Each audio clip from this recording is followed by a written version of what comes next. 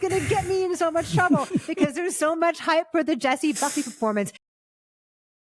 Since its premiere at the Telluride Film Festival, people have been raving about Hamnet as an awards frontrunner for this year, and now we've seen it.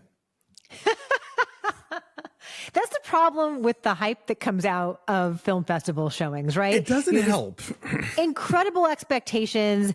People whose taste we trust come out of it raving like, oh my God, you're going to love this. I, as the mom of a son, have been bracing myself for this like, oh my God, I'm going to be a wreck. I'm going to be sobbing. And I wasn't. So maybe I'm heartless. Maybe it's not the movie. Maybe say? I'm a monster. Could it be that? So thanks for hanging out with us. This is really the time of year that you want to be with us here at Breakfast All Day because all the big awards contenders are coming out now. This is definitely going to be in the conversation, as Alonso mentioned. So come subscribe if that interests you as well. I am myself indifferent on it. Again. Do you not wonder what is in it? In what? The play.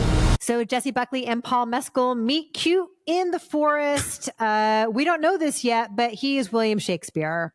They actually don't even say his name for a very long time. They really wait on that one. And then when they say it, it's like, ta-da, you know. I'm here to see William Shakespeare.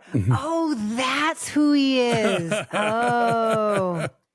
Anyway, her name is Agnes, and they meet and they frolic in the forest and they have this great connection very quickly.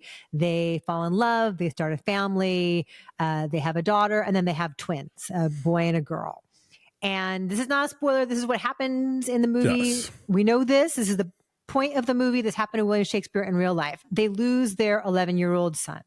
And he writes Hamlet to work through the grief of that loss. And so what Chloé Zhao's film does, based on the novel by Maggie O'Farrell, which is sort of like a fictionalized idea of what that might have been like, what this time in Shakespeare's life might have been like. There are facts in here, but there are things that have been tweaked as well.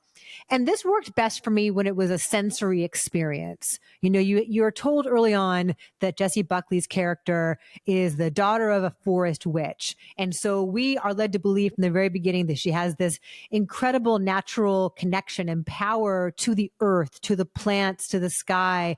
We see her curled in a ball in a fetal position beneath a tree, and you can almost feel the forest groaning around her at times as she's giving birth. It's this very primal connection. Falcon lands on her glove in the very first scene. Yep. And eats, and that's her holding the bird. It just eats off of her little wrist. And so when it is about the sound of the leaves rustling in the wind or the groan of the ground, there's this very symbolic giant hole in the bottom of a tree, which is a place that she goes to over and over again, a place where she goes to give birth to their first child. Johnny Byrne did the sound design, by the way. Zone of Interest, sound designer Johnny Byrne, Lucas Zoll, who shot Zone of Interest, who shot Cold War and Ida, incredible Polish cinematographer. Oh, wow. They all give this tactile, lush, really alive, vibrant sense here. There's so much craft. I feel like the performances actually aren't all that great. Oh, this is going to get me in so much trouble because there's so much hype for the Jessie Buckley performance. And when it's understated and it's small and it's her and Paul Mescal and they are flirting and they are young parents and they're raising their children and like they're squabbling about things that couples squabble about, all that realism worked for me better than the big demonstrative histrionics of her loss. Yeah. And that's what I'm going to say. No, you're totally right. I think like those scenes in the forest, you're right, are riveting. And it does give you that sort of like Andrea Arnold movie sense of like, you know, nature and rough hewn and the wind and the mud and all that stuff.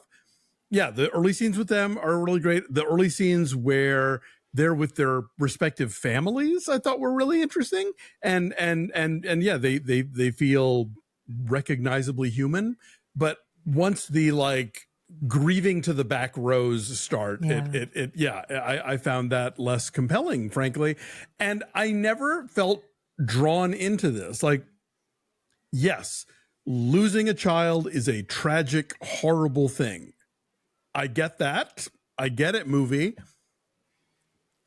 Tell me something else or show me some facet of that I maybe didn't see coming. but it just is sort of like, this sad thing happened, everyone's sad. And, which you can certainly build a movie around, and you can certainly emotionally engage an audience with. But I never felt engaged. I never felt like I never felt drawn into these people.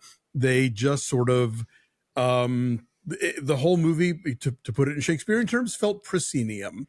Like I was not immersed into it. I was watching it at a distance and never kind of crossed that line where their pain was my pain. Yeah, the emotions didn't feel organic. It felt like, look at us, here we are emoting, and it felt like it was explaining the emotions rather than letting us feel the emotions with the characters. Chloé Zhao, has such a great sense of naturalism, and there's like a heightened sense of the quality of nature in so many of her films. And that's what's interesting here too. There's like a supernatural quality to the twins that is really intriguing, and kind of mysterious, and gives it a tension, that I thought was really good. The kids are really good in it too. So the kid who plays Hamnet, Jacobi Jupe, is the younger brother of Noah Jupe, who then plays Hamlet when we see the stage production of Hamlet. And that's really interesting casting. That is really cool. And he's great. All the kids are really, really good in this. And there are some moments, there's a couple different moments within the staging of Hamlet, which we see eventually, that kind of took my breath away. There's one overhead shot in particular that I thought was very effective and does a lot wordlessly. It does a lot more effectively wordlessly than any of the screeching and the crying, as far as speaking to grief and the healing nature of art, right? We talked about this with sentimental value, the healing nature of art. And that does this in a much more understated and human way versus Hamnet, which feels like it's sad in big ways to the back balcony, as you would say. Right. And I don't know, it felt like it was telling me about the healing nature of art, but I didn't really get the actual connection between what is being presented on the stage and why, arguably, yes, one of the greatest plays ever written in the English language, but why that is specifically resonating with the other person in this marriage who is reeling from the death of this child. That for me was missing. To me, it just sort of felt like, wow, this sure is a great play, and it's almost our son's name. I don't know. Maybe the expectations played into it. Maybe the hype out of Telluride was deafening, but I kind of kept waiting for this movie to transport me, and I remained sadly, resolutely untransported. Yeah. The score kind of builds in ways that are enveloping. There's a theme that repeats as we get into the climax of what's happening in this film that I thought was quite effective. It's all there technically, but then you have stuff like, Shakespeare stands on the river's edge and does the to be or not to be speech. I'm like, really? They drop in all these little Shakespearean things like, ta-da, you know that line? Yeah, it's sort of like, I was just talking to somebody about Nouvelle Vague, and even though they're doing that thing when Godard says like, you need to make a movie as a girl and a gun or whatever, it's like somehow in that movie it gets away with it, even though he probably didn't say that to that person in that context. Yeah. But in this one, we just like, Shakespeare, everybody, And, all right, well then what are our very controversial numbers on Hamlet going to be? I mean, the craft is there, certainly, but the emotions are not, for me, perhaps also dead inside. So 5.7? Yeah. I was going to say 6. And that's for like cinematography, sound design, that score.